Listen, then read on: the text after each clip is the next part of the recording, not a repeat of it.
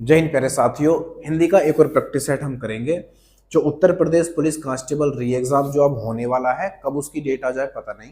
और SSC GD के लिए मैंने हिंदी को इस तरीके से टारगेट बनाया है कि अब तक जितने भी सवाल हिंदी के पूछे गए हैं, चाहे वो यूपी ट्रिपल एससी में पूछे गए हों या फिर किसी पुलिस के एग्जाम में पूछे गए हों, सब के सब क्वेश्चन को मैंने इस तरीके से मॉडिफाई किया है कि आपको जो भी सवाल देखने यहाँ पर मिलेगा वो आपने कहीं ना कहीं पढ़ा होगा या कहीं ना कहीं वो एग्जाम में आया होगा। सवाल ये बनता है कि मैं यहाँ पर जो सवाल कराने वाला हूँ, आपकी प्रैक्टिस, आपकी पकड़ उन सवालों पर कितनी है, आप कितनी तरीके से मतलब या किस तरीके से उस सवालों को जज करके अपना आंसर लेकर आओगे, ये मेन है। इससे होता क्या है कि एक तो आपकी रीडिंग बढ़ जाएगी हिंदी को पढ़ने की, दूसरा आपके नंबर बढ़ेंगे, समय आपका बचेगा। चाहे वो 1 मिनट बचे, पहले आप अगर 20 मिनट में या 15 मिनट में पूरे सारे क्वेश्चन को सॉल्व करते थे, सारे क्वेश्चन भी जितने आते हैं 37 क्वेश्चन, उनको आप देखना, प्रैक्टिस करने के बाद ऑटोमेटिक आपको ये रियलाइज होगा कि कहीं ना कहीं आप 2 मिनट, 4 मिनट, 5 मिनट बचा रहे हो। जब आपकी प्रैक्टिस अच्छे से हो जाएगी, आपकी पकड़ मजबूत हो जाएगी। जैसा यहां पर एक सवाल रखा है मैंने कि पर्यायवाची शब्द का कौन सा समूह सही नहीं है। ये चारों के चारों पर्यायवाची समूह दिए गए हैं, यानी एक ही चीज के कई सारे पर्यायवाची हैं। उसमें पूछ रहा है इस समूह में कौन सा नहीं आता है, इस समूह में कौन सा नहीं आता है, ये हमसे पूछा जा रहा है। तो आप देखोगे पाठशाला, विद्यालय और स्कूल, तीनों एक जैसी बात है। पाठशाला, विद्यालय, स्कूल, तो ये हमारा समूह बिल्कुल सही है। पूछा कौन सा है, नहीं वाला। इस चीज पर आप ज्यादा फोकस करना। अगला है नारी, महिला, औरत, बिल्कुल सही है। इसके पर्यायवाची होते हैं, नारी, महिला और औरत पर्यायवाची होते हैं, कोई दिक्कत नहीं है। पहाड़, पर्वत, पुस्तक, बस यही आंसर हो जाएगा हमारा। ये गलत है। देखो पहाड़ और पर्वत दोनों पर्यायवाची हैं, लेकिन पुस्तक किताब का पर्यायवाची है, इसलिए ये हमारा क्या बनेगा, आंसर बन जाएगा। ऑप्शन नंबर ए सी इसका बिल्कुल सही उत्तर होगा। आग, अग्नि, अनल, बिल्कुल सही। जात रूप भी इसको बोल देते हैं, तो ये क्या बनेगा, हमारा आंसर बन जाएगा। नारी के यहाँ पर एक दो मैं लिखना चाहूंगा, आप भी लिखो कौन कौन से हो सकते हैं। तो आप कहोगे एक तो सर जी आप कांता लिख दो, बोले ठीक है, लिख दिया कांता। कांता भी हम किसको बोलते हैं, नारी, महिला को बोल सकते हैं। अमला बोल सकते हैं, अबला, अबला बोल सकते हैं, बिल्कुल बोल सकते हैं। अबला भी किसको बोलते हैं, नारी या महिला को बोलते हैं। और आप बनीता लिख सकते हो, बनीता, बनीता भी दोस्त किसको बोलते हैं, बोले किसको बोलते हैं, औरत या नारी, महिला को बोलते हैं, बिल्कुल ठीक है। एक होता है कामिनी, कमीनी नहीं, कामिनी होता है, कामिनी, कामिनी, कामिनी होता है, कमीनी नहीं। जब आप इसको याद कैसे रखोगे, जब अपनी गर्लफ्रेंड को आप किसी चीज के लिए बोलते हो, वो मना कर देती है, तो मनी मन आप क्या बोलते हो, बड़ी कमीनी है। तो कमीनी नहीं है बल्कि कामिनी है। और एक हो जाता है इसका, और कोई बचा क्या, रमणी। और वो जब मना करती है तो वो रमण जाती है कहीं ना कहीं, तो आप उसको रमणी भी लिख सकते हो, रमणी, रमणी। ये सब महिला के पर्यायवाची हैं। ये वाला बहुत इंपॉर्टेंट हो जाता है, कमीनी, और एक ये कांता और रमणी, ये 3 पर्यायवाची बहुत इंपॉर्टेंट है, ये आपको याद रखने। ये तो सब आपको याद होंगे ही, नारी, औरत, महिला, ये तो आपको याद होंगे। अग्नि, अग्नि, आग और अनल, जात रूप, ये भी किसके हो जाते हैं, ये एक समूह में आते हैं। तो ऑप्शन नंबर सी ऐसा है जिसमें 2 तो पर्यायवाची है, लेकिन जो पुस्तक है वो इसका पर्यायवाची नहीं है। तो कौन सा समूह नहीं है ये हमसे पूछा गया था। Option number C is the right answer. अगले पर आ जाते हैं, ठीक है भाई। गलती नहीं करनी है दोस्त, जो भी गलती करनी है यहीं पर ही करनी है, उसके बाद उसमें सुधार करना है, फिर अपना आंसर सही तरीके से लगाना है। सवाल में हमसे कहा जा रहा है इनमें से सही विलोम शब्द युग्म कौन सा है। विलोम शब्द युग्म कौन सा है, विलोम मतलब जो एक दूसरे के विपरीत हो, वो हमसे पूछ रहा है। तो आप यहां पर देखो, आदान प्रदान बिल्कुल सही है। आदान देना और सॉरी, आदान लेना और प्रदान दे देना, तो आदान प्रदान बिल्कुल सही है। आदान निदान नहीं होगा, निदान होता है किसी चीज का उपचार करना, या आप अच्छे जानते हो, इलाज करना। प्रदान मतलब किसी को देना, विदान ये पता नहीं कुछ नहीं, तो ये भी नहीं होगा। आदान और समाधान, समाधान निदान का ही पर्यायवाची बन जाता है। या आप इसको उपचार भी कहोगे तो गलत नहीं होगा, इसको आप उपचार भी कहोगे तो मेरे दोस्त गलत नहीं होगा, ठीक है भाई, उपचार।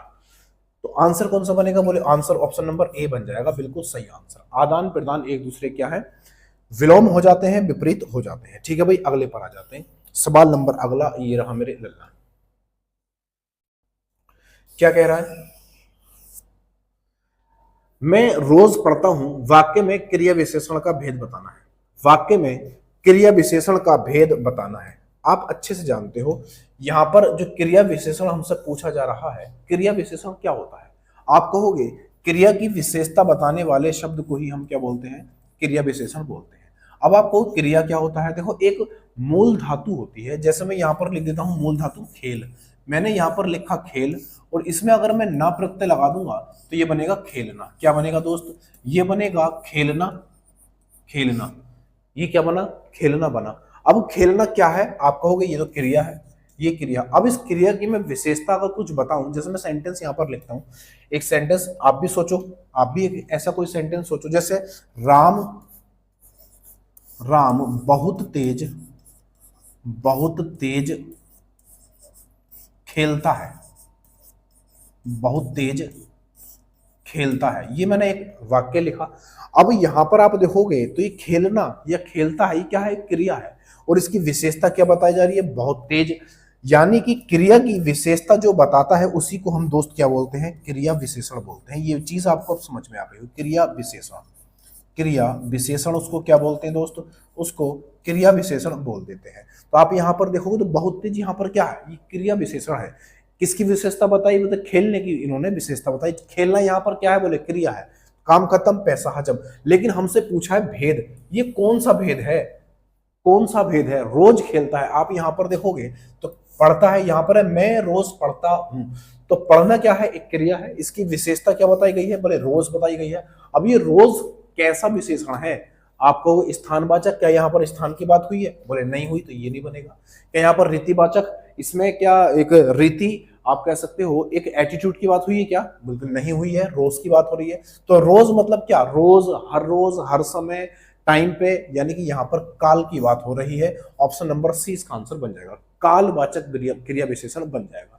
परिमाण में क्या होता है, आप कहोगे परिमाण में तो माप तोल की बात होती है, माप तोल, किसी चीज को तोलना, जैसे कपड़ा मापते हैं ना, या फिर किसी चीज को, तेल को या किसी दूध को नापते हैं, या किसी चीनी को तोलते हैं, इस तरीके से। तो माप तोल किस में होता है, तो मेरे दोस्त आप कह दोगे माप तोल हो जाता है परिमाणवाचक में। ठीक है भाई, तो इसका आंसर क्या बनेगा, आंसर बन जाएगा, आंसर इसका बनेगा ऑप्शन नंबर सी, इसका आंसर बन जाएगा कालवाचक क्रिया विशेषण। ठीक है भाई, option number C is the right answer.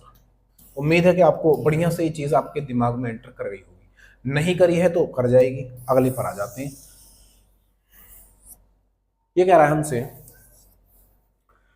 चमक उठी सन 57 में वो तलवार पुरानी थी। अब देखो कोई चीज पुरानी बहुत दिनों से रखी है और वो अचानक निकल आए, वो चीज अचानक निकल आए, तो तलवार जो पुरानी थी वो क्या हुआ भाई, सन 57 में वो तलवार पुरानी थी, क्या होगा, वो चमक उठी, यानी कि छेड़ छेड़ उन्होंने निकाल दी। तो आपको यहाँ पर उत्साह का भाव आ रहा होगा। तो हमसे क्या पूछ रहा है, रस पूछ रहा है। आप जानते हो रस कितने होते हैं, तो आप कहोगे रस हो जाते हैं 9 प्रकार के रस होते हैं। लेकिन भरत मुनि के अनुसार, भरत मुनि के अनुसार रसों की संख्या 8 मानी जाती है। क्यों, क्योंकि ये शांत रस को, एक नवा रस है शांत रस, इस शांत रस को ये नहीं मानते हैं, ये इसको नहीं मानते हैं। लेकिन टोटल जो रस माने जाते हैं किताब के अंदर वो 9 माने जाते हैं। नमा रस कौन सा हो जाता है, नमा रस हो जाता है शांत रस। सवाल आपसे अगर ये पूछा जाएगा कि आप ये बताइए कि रस कितने प्रकार के होते हैं, तो आपका आंसर आना चाहिए, बोले 9 प्रकार के होते हैं।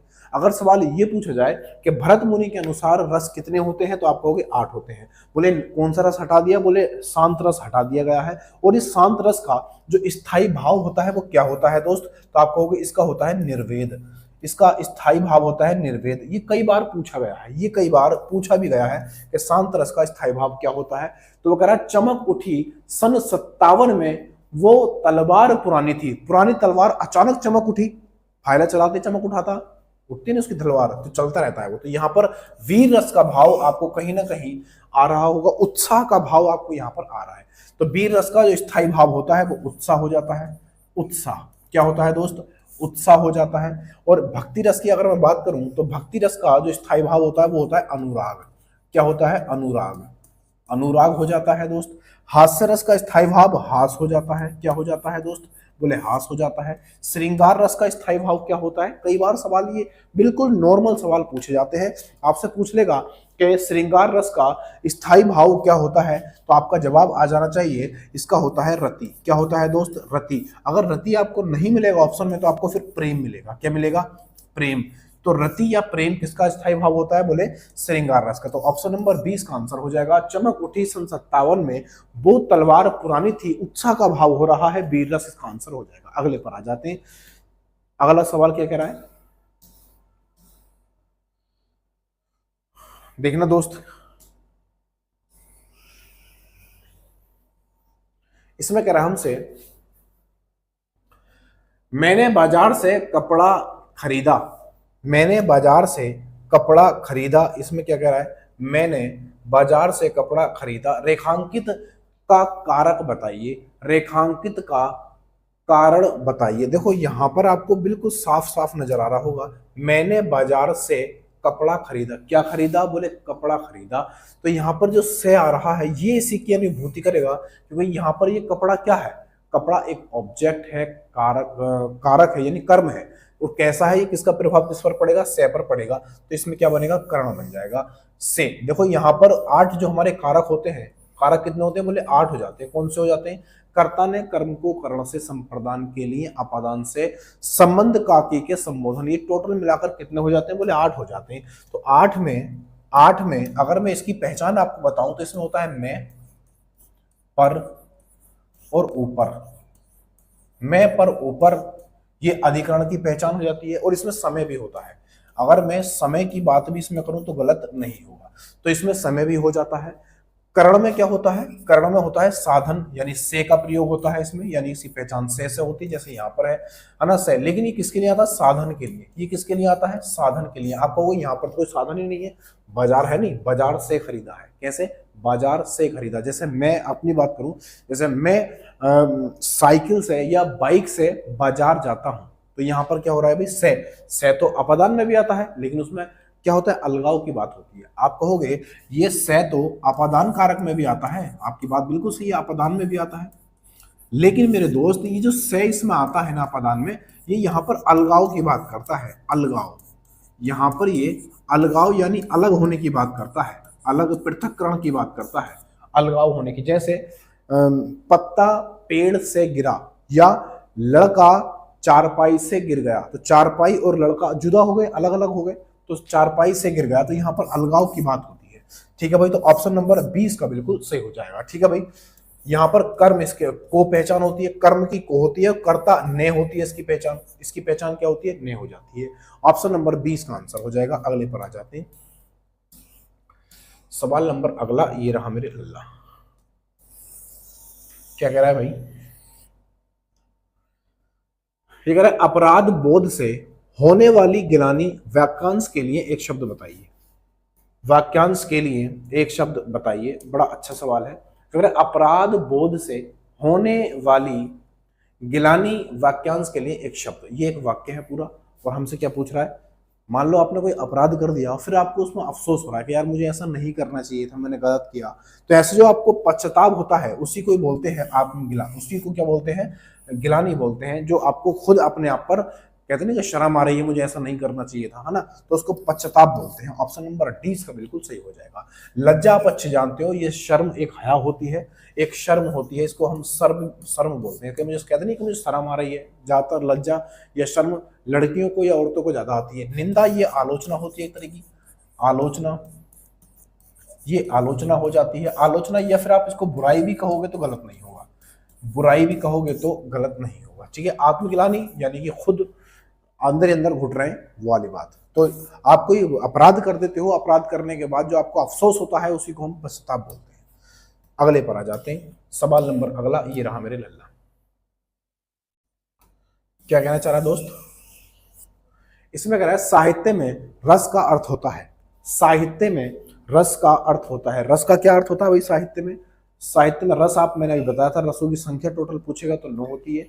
भरत मुनि के अनुसार कितनी? बोले 8 हो जाती है। कौन सा रस हटा दिया गया है? तो आप कहोगे शांत रस को हटा दिया गया था इनके अनुसार। और शांत रस का स्थायी भाव क्या होता है? बोले निर्वेद हो जाता है। हमसे क्या पूछ रहा है? रस का अर्थ क्या होता है? तो इसका अर्थ हो जाता है साहित्य से मिलने वाली आनंदानुभूति। आनंदानुभूति ऑप्शन नंबर डी इसका बिल्कुल सही उत्तर हो जाएगा। जैसे साहित्य में जब हम कोई पंक्ति पढ़ते हैं और उस पंक्ति को पढ़ते पढ़ते जो हमारे मन में भाव उत्पन्न होते हैं, चाहे वो प्रेम के भाव हों चाहे वो गुस्से के भाव हो, चाहे वो हंसने के भाव हो, चाहे वो उत्साह के भाव हो, ऐसे जो भाव उत्पन्न होते हैं उसी को, उसकी जो अनुभूति होती है, उसके आनंद की जो अनुभूति होती है, उसी को हम क्या बोलते हैं, रस बोलते हैं। तो साहित्य से मिलने वाली आनंदानुभूति क्या कहलाती है भैया, रस का अर्थ कहलाती है। ऑप्शन नंबर डी इसका बिल्कुल सही उत्तर हो जाएगा। अगले पर आ जाते हैं।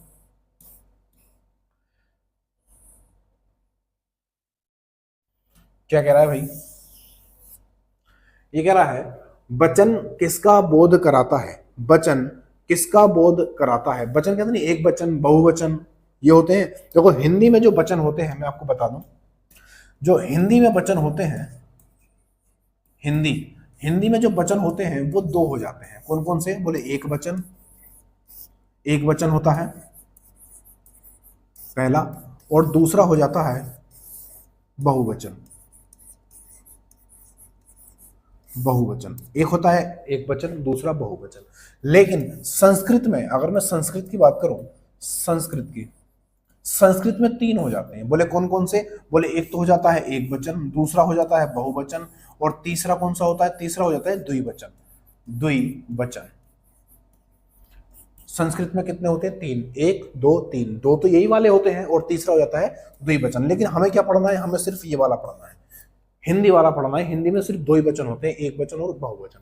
अब ये कह रहा है कि वचन किसका बोध कराता है, वचन से हमें किस चीज का अनुभव होता है, इसका अर्थ क्या है। तो आपको प्राणी या वस्तु के एक या अनेक होने का, बिल्कुल सही बात है। आप एक वचन या बहुवचन में आप क्या चीज का प्रतीत करते हो, वो हमें ये बताता है कि कोई चीज एक है या अनेक है। अब वो कोई वस्तु भी हो सकती है, कोई व्यक्ति भी हो सकता है, या कुछ और चीज भी हो सकती है। तो प्राणी या वस्तु के एक या अनेक होने का क्या कराता है, हमें बोध कराता है। जैसे मैं यहां पर लिखूं, माता, माता, तो ये क्या बना, एक वचन बना, ये क्या बनेगा, एक वचन बनेगा। अगर मैं यहां पर लिख दूं माताएं, मैं लिख दूं यहां पर माताएं, अब क्या हुआ, ये बहुवचन का बोध करा रहा है, किसका, अनेक का बोध करा, यानी एक माता नहीं है, अनेक माताएं हैं। तो एक माता या अनेक माताओं का जो बोध कराता है उसी को हम क्या बोलते हैं, वचन बोलते हैं। इसका अर्थ है ये। तो ऑप्शन नंबर ए इसका सही होगा, बाकी चेक करने की जरूरत नहीं है। प्राणी या वस्तु के एक होने का, नहीं भाई एक होने का नहीं, एक और अनेक होने का। प्राणी या वस्तु के अनेक होने का, सिर्फ अनेक होने का नहीं। यहाँ पर प्राणी है, प्राणी का तो मतलब ही नहीं है प्राणी वस्तु, प्राणी वस्तु तो विशेषण हो गया, समझ गए बात। तो ऑप्शन नंबर ए इसका बिल्कुल सही उत्तर हो जाएगा। अगले पर आ जाते हैं, देखना क्या कह रहा है दोस्त। इसमें कह रहा है हमसे, यह ताले की चाबी है, रेखांकित में कौन सा कारक है। ताले की चाबी है, रेखांकित में, रेखांकित कर देता हूं, रेखांकित, यह ताले की चाबी है, रेखांकित में कौन सा कारक है। तो कारक मैंने अभी बताए थे आपको, कारक कितने, बोले टोटल पूछेगा तो 9, भरत मुनि के अनुसार बोले 8, एक हटा दिया कौन सा, बोले शांत।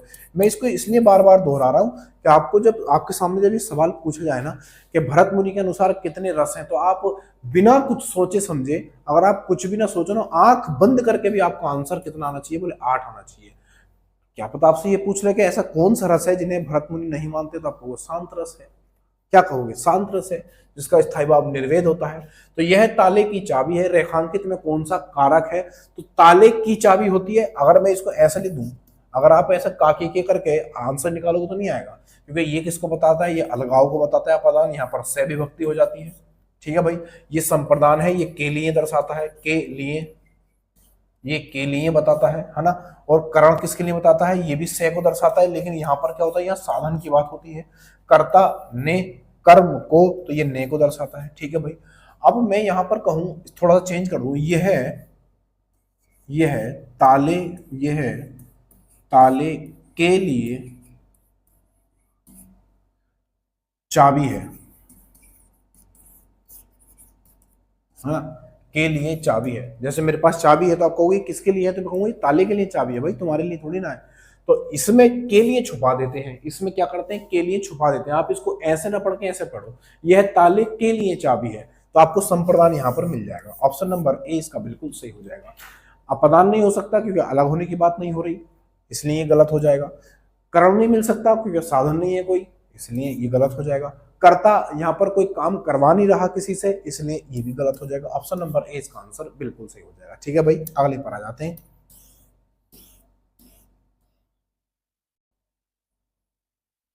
क्या कह रहा है भाई इसमें? इसमें कह रहा है खिलौना शब्द में मूल शब्द क्या है? खिलौना शब्द में मूल शब्द, मैंने अभी आपको बताया था कि अगर हम जो मूल शब्द होता है उस मूल शब्द में हम ना प्रत्यय जोड़ दें तो वो क्या बन जाता है? वो क्रिया बन जाती है। खिलौना, तो ये क्या है भाई? तो आप कहोगे क्रिया है। अब इस क्रिया में से हमें क्या निकालना है? तो आप कहोगे मूल शब्द निकालना है। तो मूल शब्द निकालने के लिए इसमें से क्या निकाल दें? बोले प्रत्यय निकाल दो। इसमें से प्रत्यय निकाल दो, मूल शब्द आपको मिल जाएगा।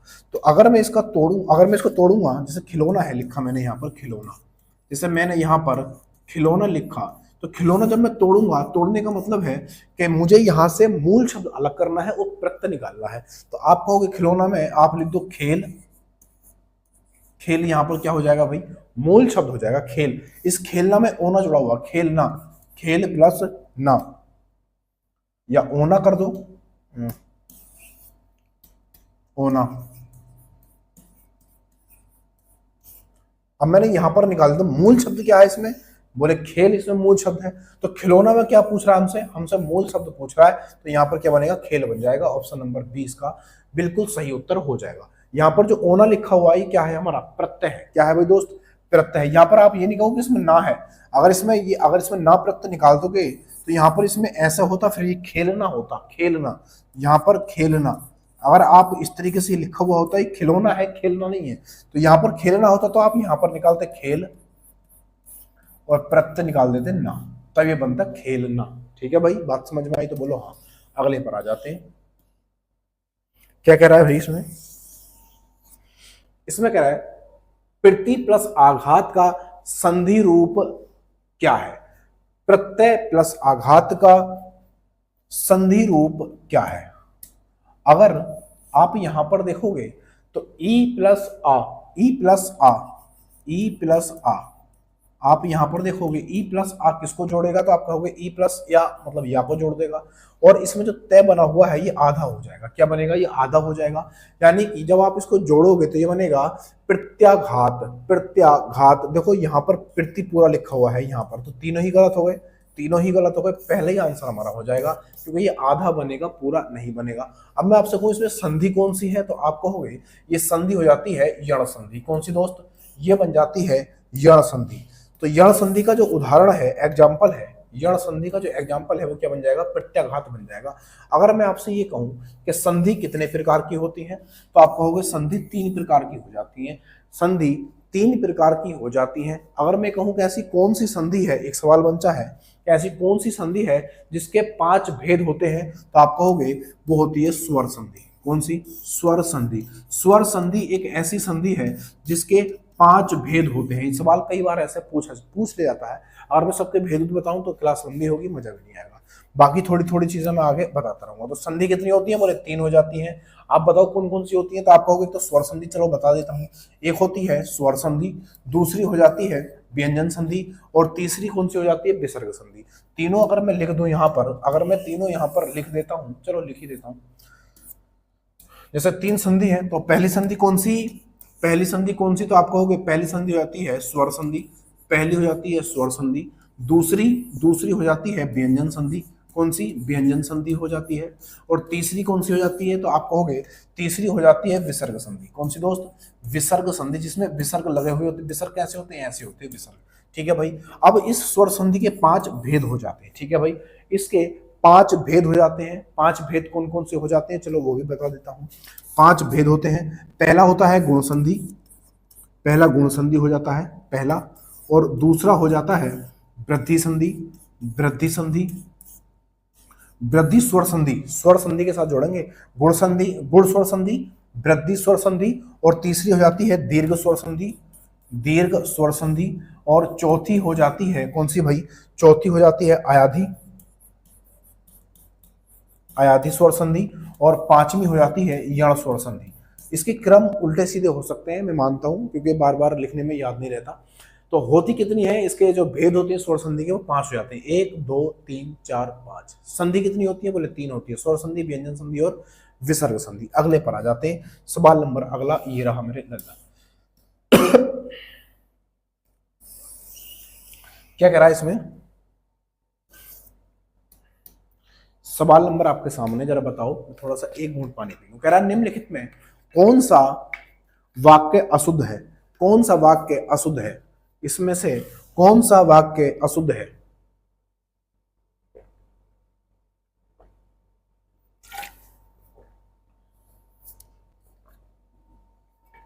निम्नलिखित में कौन सा वाक्य अशुद्ध है? देखो आज मैं यही रहूंगा, अशुद्ध पूछा है, कोई दिक्कत नहीं है, आज मैं यही रहूंगा, सिंपल वाक्य है, सिंपल वाक्य, कोई दिक्कत नहीं है।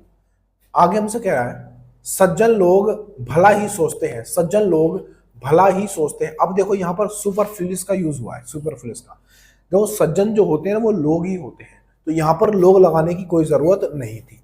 ये हम ऐसे भी लिख सकते हैं तो बिल्कुल सही हो जाएगा, जैसे सज्जन, सज्जन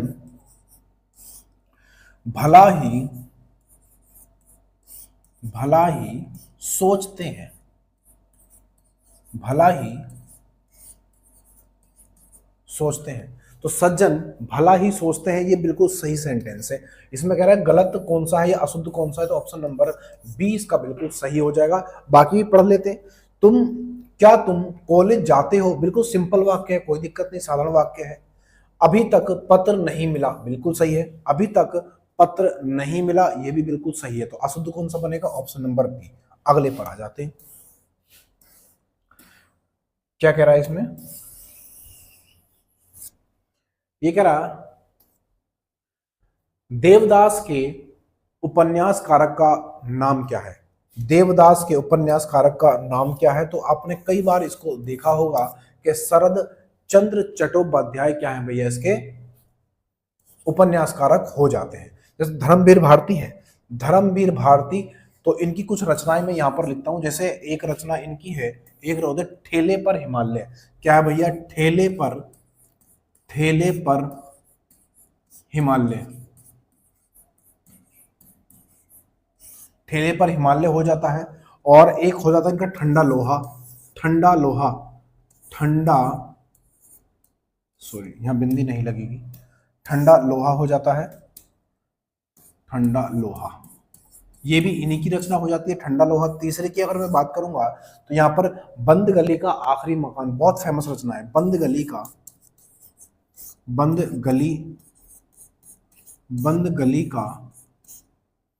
आखिरी मकान, ये भी क्या है, इनकी रचना हो जाती है। तो ठेले पर हिमालय, ठंडा लोहा, बंद गली का आखिरी मकान, ये किसकी हो जाती है? धर्मवीर भारती की हो जाती है। ठीक है भाई, अगले पर आ जाते हैं। सवाल नंबर अगला ये रहा मेरे लड़ना। क्या कह रहा है इसमें? ये कह रहा है इसमें निम्न में कौन सा वर्ण अघोष है? कौन सा वर्ण ऐसा है जो अघोष है? इसकी पहचान और जानकारी के लिए आपको बता दूं कि अघोष में प्रत्येक वर्ग का, कितने वर्ग हैं? 5 वर्ग हैं। प्रत्येक वर्ग का पहला और दूसरा वर्ण क्या होता है भाई? अघोष होता है, अघोष। तो पहला वर्ण में क्या आता है? पहले वर्ण में क, च, ट, त और प, ये पहले वर्ण में आते हैं सबके सब। पहले वर्ण में क्या आते हैं? इस वर्ण को हमेशा ऐसे गिनते हैं, जब घोष, अघोष, प्राण, महाप्राण जब पूछा जाता है या प्राण पूछा जाता है तो ऐसे लिखते हैं, क, च, ट, त, प, ये सब के सब क्या है? अघोष। दूसरा यहां पर पहला दूसरा क, ख, च, छ, ट, ठ, त, थ, प, फ, ये वाले क्या बनेंगे? ये भी अघोष बनेंगे, क्योंकि प्रत्येक वर्ग का पहला और दूसरा क्या होता है? अघोष होता है। आप इसमें चेक कर लो, क्या इसमें ज है? नहीं, ये आंसर नहीं है। झ है? नहीं है। ड है? नहीं है। ऑप्शन नंबर ए इसका आंसर हो जाएगा। च है, बिल्कुल ये वाला है। देखो तो च इसका क्या बनेगा? अघोष बन जाएगा। Option number A is the right answer. गलती नहीं करनी है दोस्त। अगले पर आ जाते हैं। सवाल नंबर अगला ये रहा मेरे लल्ला। क्या कह रहा है? क्या कह रहा है इसमें?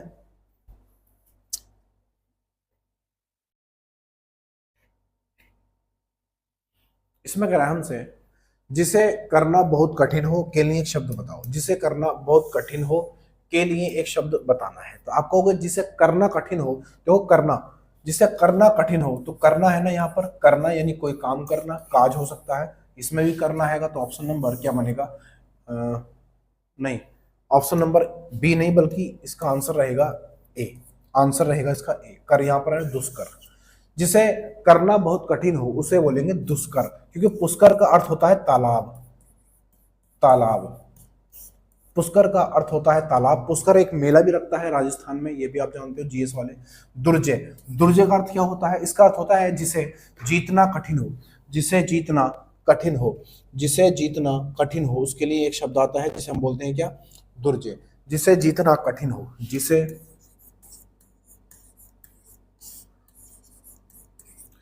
जीतना कठिन हो, जिसे जीतना कठिन हो उसे क्या बोलते हैं? दुर्जय बोलते हैं। दुराग्रह, दुराग्रह, चलो ये भी कुछ ना कुछ होता होगा, मुझे अभी फिलहाल याद नहीं आ रहा, तो इसका ऑप्शन नंबर क्या बनेगा? ए बन जाएगा। Option number A is the right answer. ये कह रहा है निम्नलिखित में अव्यय है। निम्नलिखित में अव्यय हमसे पूछ रहा है, अव्यय कौन सा है? निम्नलिखित में अव्यय कौन सा है? तो अव्यय क्या होता है? आप जानते हो अव्यय उसे बोलते हैं जो लिंग, वचन, कारक और काल के आधार पर उसमें विकार या परिवर्तन ना हो सके, उसी को हम क्या बोलते हैं भाई? अव्यय बोल देते हैं। क्या बोलते हैं? अव्यय बोलते हैं। मैंने क्या बोला? मैंने बोला जिसमें लिंग, वचन, कारक, और काल के आधार पर उसमें क्या ना हो दोस्त? उसमें कोई विकार ना हो। और विकार का अर्थ क्या होता है? आप कहोगे परिवर्तन। जिसमें कोई भी परिवर्तन ना हो सके, उसी को हम क्या बोलते हैं? बोले अव्यय बोल देते हैं। अव्यय। अब नया नए हो सकता है, तथा में कुछ हो सकता है? नहीं हो सकता। ऑप्शन नंबर क्या बनेगा? बी इसका आंसर बन जाएगा। सुंदर में कोई इसमें परिवर्तन हो सकता है? बोले हाँ हो सकता है। सुंदरियां हो सकता है, बहुवचन बन जाएगा।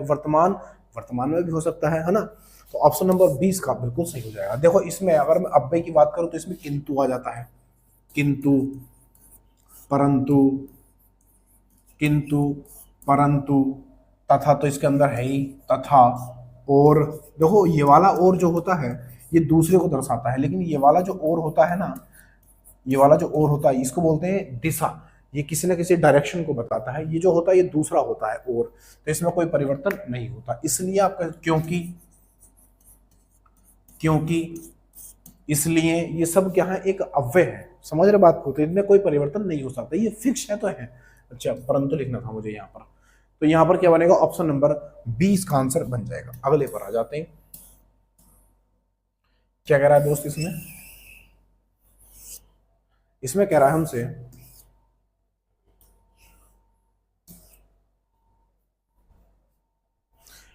हमसे सद्भावना शब्द में समास है।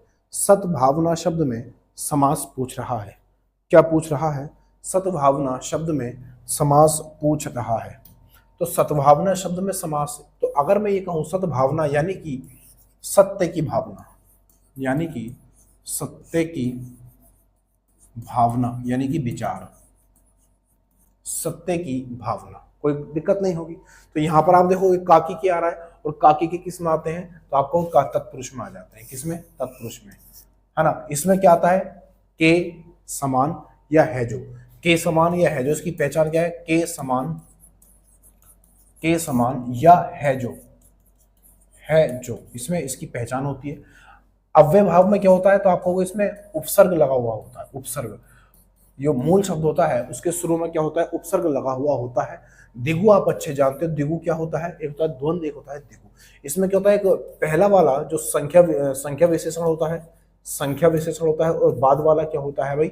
इसमें हाँ, इसकी एक बढ़िया सी पहचान बताऊं। कभी कभी आप देख रहे हो तो चौराहा में एग्जाम्पल देता हूँ इसका। एक चौराहा, और एक दिया मैंने दशानन। अब आप दोनों में बताओ कि इनमें कौन कौन से क्या है भाई? इनमें कौन कौन से समास है? जल्दी से बताओ फटाफट।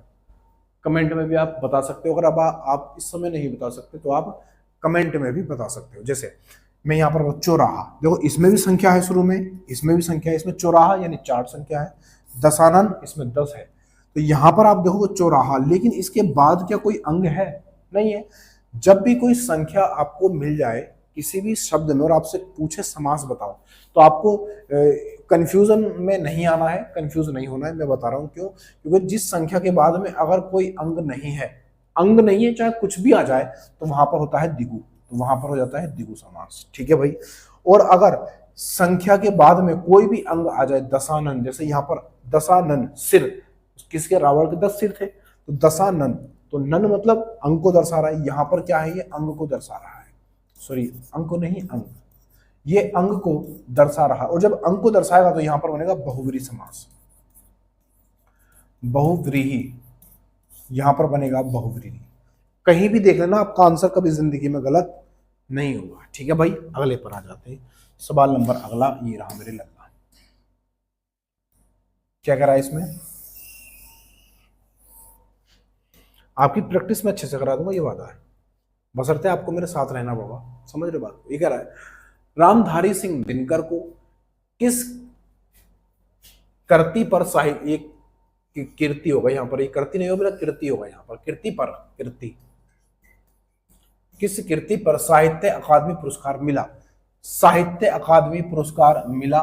तो आप यहां पर देखोगे तो संस्कृत के 4 अध्याय के लिए क्या दिया गया था, साहित्य दिया गया था। लेकिन यहाँ पर जो आप देखो उर्वशी के लिए क्या मिला था, ज्ञानपीठ पुरस्कार, इन्हें ज्ञानपीठ पुरस्कार मिला था। किसके लिए, उर्वशी के लिए ज्ञानपीठ पुरस्कार मिला था। और साहित्य अकादमी जो पुरस्कार मिला था इन्हें, वो संस्कृति के 4 अध्याय, और ये मिला था 1959 में। ठीक है भाई, अगले पर आ जाते हैं, अगले पर आ जाते हैं। क्या कह रहा है, ये कह रहा है हमसे, मुदित मनोहर मानस देखा पंक्ति में अलंकार, मुदित मनोहर मानस देखा, इसमें क्या पूछ रहा है, अलंकार पूछ रहा है, अलंकार। तो यहां पर आप देखोगे तो मुदित यहां पर में, मनोहर यहां पर में, यहां पर देखोगे मानस।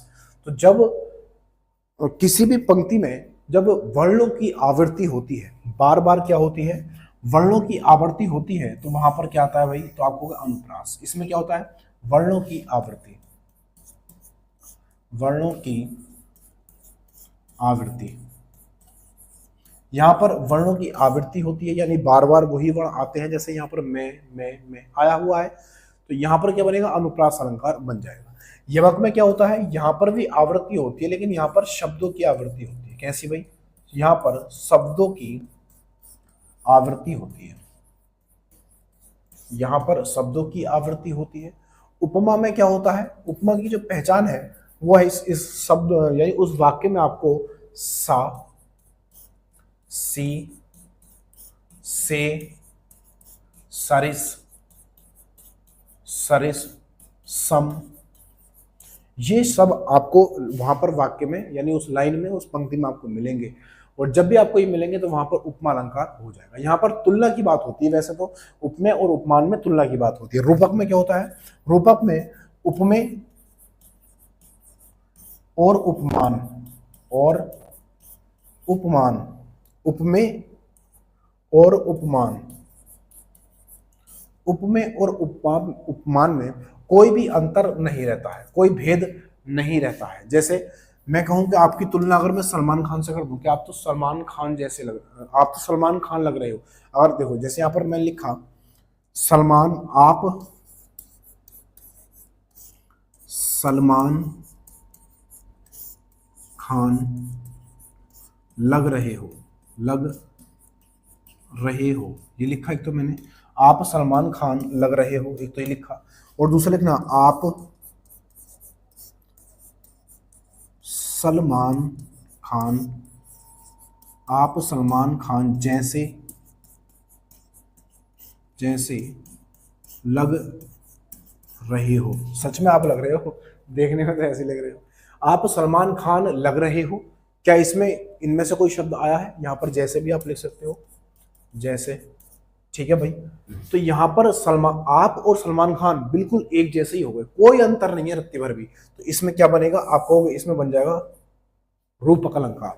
उपमेय और उपमान, यहाँ पर सलमान खान क्या है, यहाँ पर ये उपमान है, यहाँ पर ये उपमान है, और आप जो हो यहाँ पर उपमेय हो। उपमेय क्या हो दोस्त, यहाँ पर आप उपमेय हो। उपमेय और उपमान यानी आप में और सलमान खान में कोई अंतर नहीं है, इसलिए यहाँ पर रूपक बन जाएगा। और जब यहाँ पर आप देखोगे आप सलमान खान जैसे लग रहे हो, तो आपकी कहीं ना कहीं तुलना किससे हो रही है, सलमान खान से हो रही है। कौन कर रहा है तुलना? जैसे कर रहा है। तो सा सी से सरिस सम जैसे ये आ जाए तो वहां पर उपमा अलंकार हो जाता है। कोई डाउट नहीं रहा होगा आपके दिमाग में? अगले पर आ जाते हैं। सवाल नंबर अगला ये रहा मेरे लल्ला।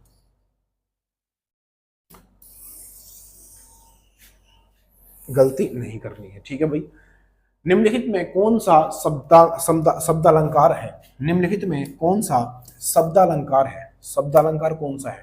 देखो अलंकार होते हैं दो प्रकार के, वैसे तो तीन प्रकार के होते हैं, शब्दालंकार, अर्थालंकार और उभय अलंकार, ये होते हैं। तो यहाँ पर आप पहला वाला तो आपको पता है शब्दालंकार, एक होता है अर्थालंकार, एक हो जाता है अर्थालंकार, एक होता है अर्थालंकार। ये दो हो जाते हैं, पहला और दूसरा दोनों ही मैंने आपके सामने लिख दिए। तो शब्दालंकार में क्या होता है? इसमें शब्दालंकार कौन कौन से होते हैं? एक तो श्लेष, श्लेष, एक तो श्लेष अलंकार, एक तो हो जाता है श्लेष अलंकार, एक होता है यमक अलंकार। क्या हो रहा है? लिखा नहीं जा रहा। एक तो हो जाता है यमक अलंकार और एक होता है अनुप्रास अलंकार, अनुप्रास, अनुप्रास अलंकार। एक होता है वक्रोक्ति, वक्रोक्ति अलंकार। तो श्लेष अलंकार, यमक अलंकार, अनुप्रास अलंकार और वक्रोक्ति अलंकार, ये तीनों के तीनों जो अलंकार, ये चारों अलंकार जो होते हैं वो कैसे होते हैं दोस्त? मुझे लगता है इसमें बड़ा वाला से होता है श्लेष अलंकार। यहां पर आप देखोगे तो शब्दालंकार के अंतर्गत श्लेष, यमक, अनुप्रास और वक्रोक्ति हो जाते हैं। लेकिन अर्थालंकार में जो बचा हुआ था, जैसे उपमा, जैसे उपमालंकार, उपमालंकार, रूपक अलंकार, रूपक अलंकार, उत्प्रेक्षा, उत्प्रेक्षालंकार, ये वाले जो अलंकार हैं, उपमालंकार, रूपक अलंकार, उत्प्रेक्ष अलंकार, ये किस में आ जाते हैं? तो आप कहोगे ये आते हैं अर्थालंकार में, ठीक है भाई। यहाँ पर थोड़ी सी मिस्टेक मुझे लग नहीं रहा कि यहाँ पर से छोटा बनता है बड़ा, थोड़ा सा कंफ्यूजन है। लेकिन यहाँ पर हमसे पूछा शब्दालंकार कौन सा है, अब आप खुद छांट लो कौन सा है शब्दालंकार। तो देखो यहाँ पर यमक, हाँ यही वाला हो जाएगा यमक, ये हमारा आंसर बनेगा। उत्प्रेक्षा, उपमा और रूपक, ये तीनों के तीनों क्या है भाई? तो आप कहोगे ये तीनों के तीनों बनेंगे अर्थालंकार, जबकि हमसे पूछा क्या था? शब्दालंकार। अगले पर आ जाते हैं। अच्छा इतना ही है, ठीक है भाई। तो आज के लिए दोस्त इतना ही रखते हैं। वीडियो पसंद आया तो लाइक से सब्सक्राइब करके जरूर जाना। हर रोज मैं आपको ऐसे ही बढ़िया बढ़िया आपको प्रैक्टिस कराऊंगा। जितना भी आपने कॉन्सेप्ट पढ़ा है वो सब का सब आपका रिवीजन हो जाएगा। वीडियो पसंद आए तो लाइक शेयर सब्सक्राइब करके जरूर जाना। अगली वीडियो में अगली क्लास में फिर मिलेंगे, रूबरू रहेंगे। तब तक के लिए जय हिंद, जय भारत।